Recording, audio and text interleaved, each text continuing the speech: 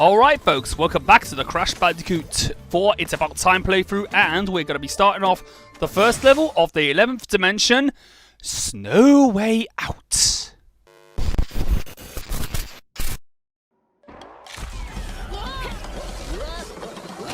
Oh my god. Crash Bandicoot, you banished me to the past, but all it did was give me more time to plan your doom. You'll find me up the mountain. Don't freeze on the way. Oh, I will never do You know, that. I'm sensing a real fraught history here. How many times have you beaten this clown anyway? 3. Really? Only 3? Funny. Seemed like more. Well, guess what? This whole event of this whole game does not even recognize the more amount of times that we beat Cortex. Sorry about that. But anyway, folks, welcome to the 11th dimension, which is the ice dimension, where, of course, we have to find Dr. Neo Cortex and confront him over what he has been planning or scheming. So, yeah, that's definitely it. So, basically, folks, we are about to get on with the first level. And, of course, this is one of the levels represented in the demo. Basically going up against zombified fishermen and fishermen who basically shoot these out. Oh yes, that's something good, isn't it? So basically what happened is that we are approaching to go up and going up against Cortex for the 4th time, basically, in terms of the alternated canon. So basically the reason being is that this whole thing retcons, of course, Wrath of Cortex. But you know what? I think anything Wrath of Cortex is basically like an alternate timeline. I think this is the main timeline that this whole thing has been able to do. So yes, folks, as you probably can tell, I'm definitely looking forward to making a lot of things about this. I think I might have just done a bit of a mistake, didn't I? But I'm keeping it in because, of course, I have to do this recording because, well, as you probably can tell, I have to do this playthrough because I've been, like, delaying my playthrough way too many times because of, you know, because of the fact that I had to be pretty busy with a lot of stuff, and, you know, with lockdown now easing, it's probably going to be hard to do the playthroughs, a lot of videos now, so yeah. Dear me. And I made a mistake. Oh dear. Alright, so, as you probably can tell, so anyway, folks, before I actually do, you know, forget, we are introduced to Coco and Lani-Loni's time slowing powers. Basically what happens is by the push of the button, whenever Coco and Lani-Loni is your mask that you're wearing right now, you could be able to slow down time in order to bypass nitro crates, which is, in my honest opinion, much more reliable than that of the tiptoe mechanic. The tiptoe mechanic isn't that unreliable. It is pretty good, but sometimes it kind of really makes it a little bit more easier to actually be detonating on crate, and yep, Cortex carved us a path right ahead. Good one. So yes, folks, the time traveling powers allow you to go onto nitro crates without even harming yourself, or basically obliterating your Bandicoot romp, which is kind of, you know, convenience, isn't it? And alongside that, you can also slow down any platforms that allow you, anything that can give you platforms, so that it makes platforming through tougher areas a lot more easier. And of course, it can be also used against bosses as well, which is very good, so at least you got an easier time going through the bosses. And as you probably can tell, yes, I am wearing the party grass costumes in a winter stage. I cannot understand why I'm doing that, but yeah, absolutely, I absolutely think this is just done. Oh, god damn it! Poor Crash. Crash, what happened to you? Yeah, that was a bit of a slip up, wasn't it? But thank God, if you actually get the if I get the hidden gem, I don't have to get it again because I already have it in my possession. But of course, when death beats, I can't get the perfect relic. But I'm not really gunning for those things. I'm gunning for every gem in the game. especially in the incredibly,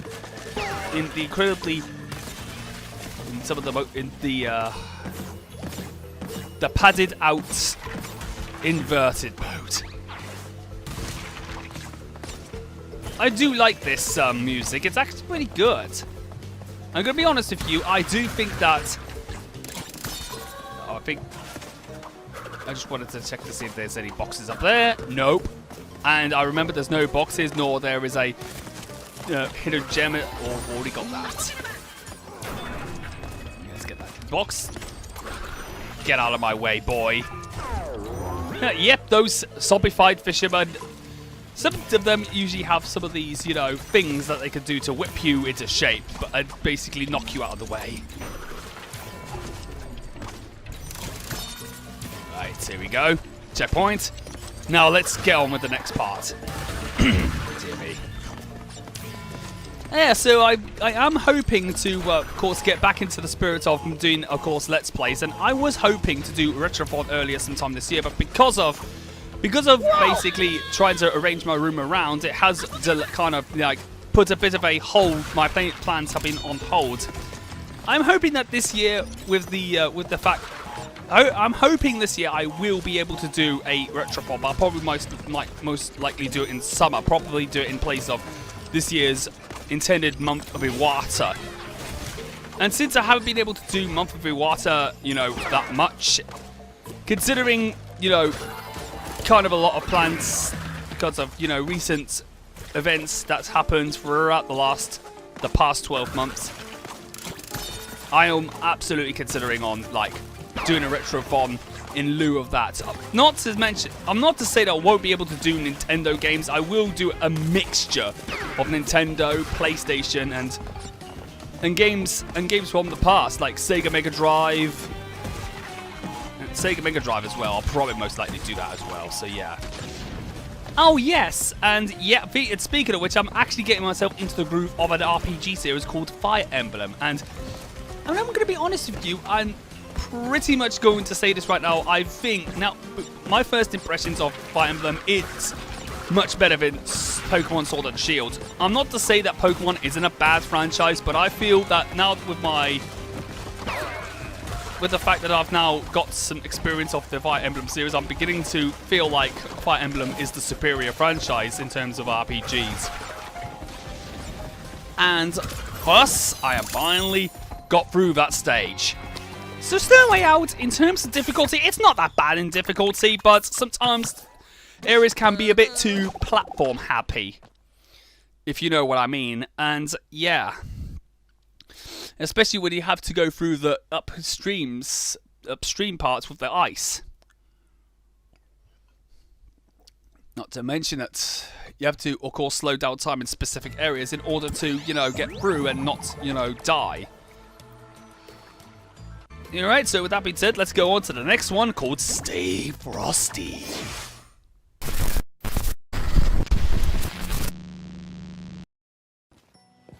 That zombie is coming up. Oh, there's Coco in her party grass uniform. Oh, yes, that's that done. Oh, dear. Uh-oh, there's Jaws again. There's that Jaws again. Oh, my God, there's multiple ones of them. Dun, dun, dun, dun, dun, dun, dun, dun, dun, dun, dun, dun, dun.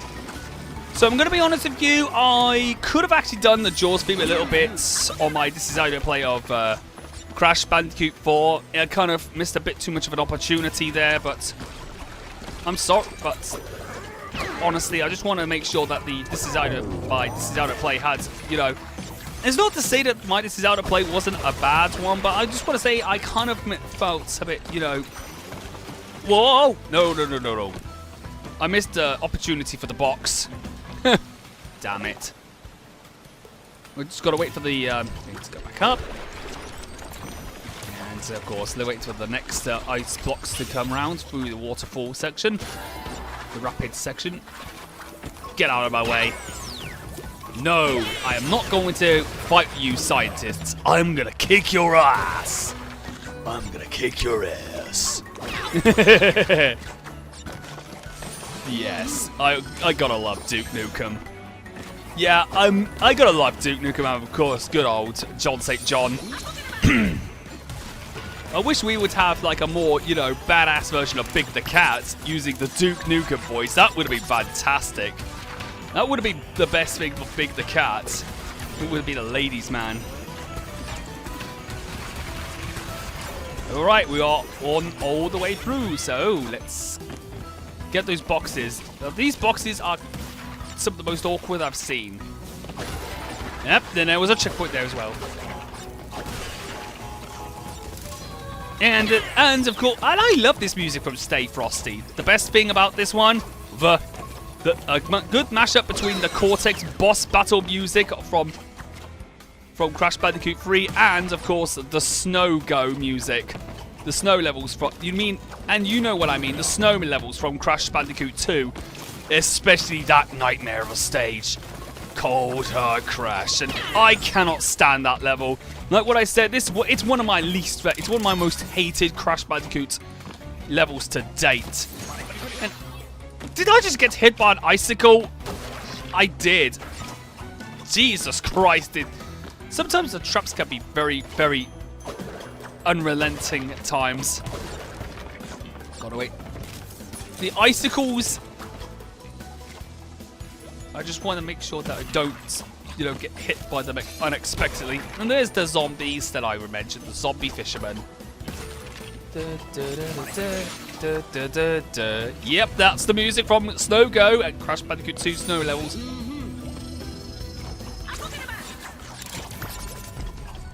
Alright, we've got the bonus area. This is, unfortunately with the Snow Go, the snow levels, this is where I struggle a bit in the bonus levels, so yeah. Alright, so yeah, I had to jump cut some of them out because unfortunately I take a bit too long with those levels, with those bonus stages. And I nearly died there. Thank God I just got out of the way. And this part in particular is absolutely painful to go through. Unless, of course, I time it at the right time. And thank goodness gracious me, I'll survive that Nitro Blast so I can get through to the next area and continue on my progression. Whoa. Ooh, checkpoint. And the flashback tape is gone. And flashback tape, yay. Uh-oh. Oh, yes, here we go. Wee! Wee! Hidden gem again. Unfortunately, I don't have an Aku to sacrifice or to spare. But instead, I've decided... Oh, God. This part, in particular, can be annoying. Especially considering you have two sharks coming up and down on you. Those, you know, those jaws. Alright, so I think I've done it all in one shot. Let's give it a whack, and booyah! Booyah! There you go. That's the stage. Ooh, insanely perfect relic. Yeehaw!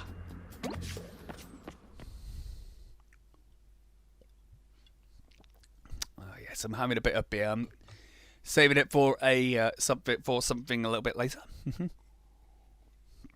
Yeah, I drink beer, by the way, folks, and I don't need anyone to have a problem with that. I also have mixers with a bit of Coke in it. Right, so I think I got the two, Uh-oh. What are you doing, Crash? Why did you throw that rubber ducky away? Well, at least you're not as disgusting as dingoes are by eating it.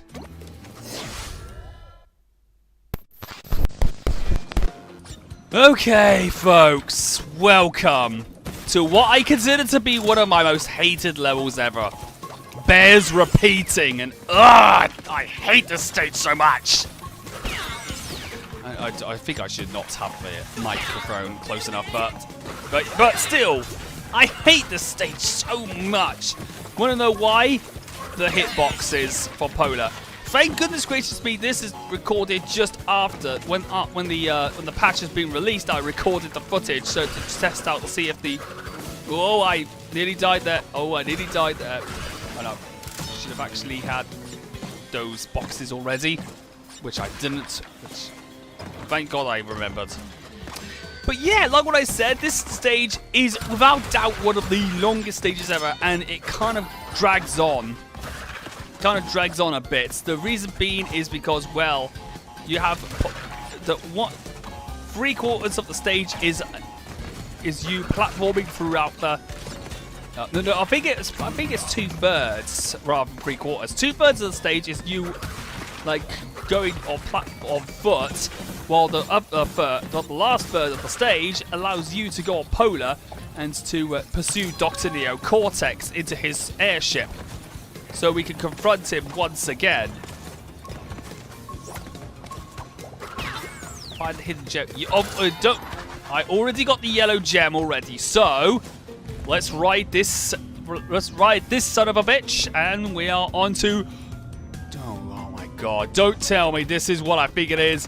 It's the goddamn bridge level. Oh my god! Deja vu. I've just been in this place before.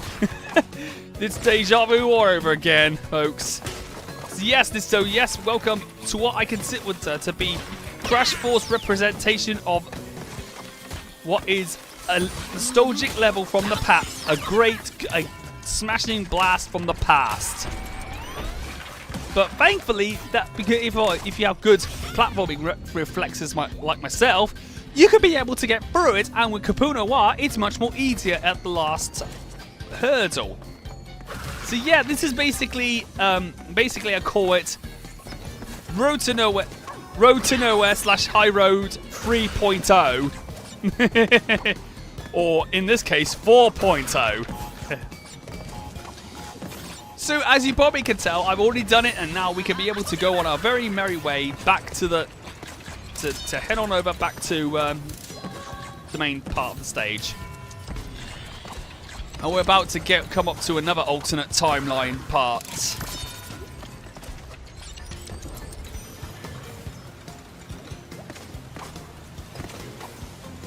And unfortunately I did a bit too much, but... So yeah. Right, let's go. Oh, what's this? Oh, let me guess, there's an alternate timeline level where somebody just helps us out again. What's that? Oh my god, the laboratory is exploding. Oh, how I missed kicking your ass, Dr. Neo Cortex, after 22 years of non-canonical sequelitis. The game's been much more better, and I wasn't meant to do that. Damn it! Ah. Alright, so... Okay, so as you probably can see, I did a mistake on this one, and my god, that was my own fault. I didn't realise that the nitro crates it's been too long since I played this game, and it kind of really rusted some of my skills. And oh, damn it! As you probably can tell, look at it. That wasn't my fault at all. I tried to do the double jump and instead it done the belly flop, because once again sometimes it initiates the belly flop rather than the double jump, and I swear to god that is a problem. I think that was kind of a glitch with the controller sometimes. Sometimes the controllers can be a bit finicky. No, just go on strike at times. But yeah, ladies and gentlemen, we're up against Dr. Neo Cortex, and we are going to be kicking his butt once again for the 4th time for real.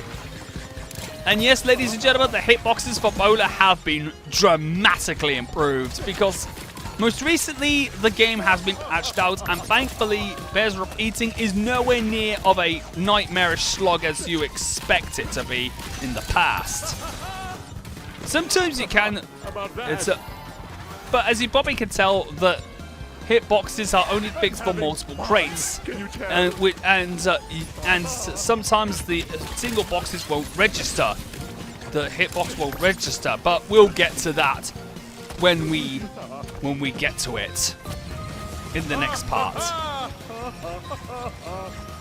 You are not going to get away with this, Cortex. Mark my fucking words. I'm coming for you. I am going to beat your ass up once I get my little Bandicoot hands on you. But that's gonna be for another time. And Crash starts laughing his head off. And that's another insanely perfect relic. And we are off to another part of our level. That means we unlock Cortex's boss fight as well. So yeah. Sorry about that. I just need to sanitize my hands because I've had. So yes, we've unlocked the boss battle, but alongside that, we also have an alternate timeline level to explore as well. And once again with Torna. So next time up, we're going to be taking a bit of a detour with Torna to find out what has happened with the bridge, and we're going to be teaching Cortex another lesson he'll never forget for the 4th time. So I'll see you guys next time in the Crash Bandicoot 4 It's About Time playthrough.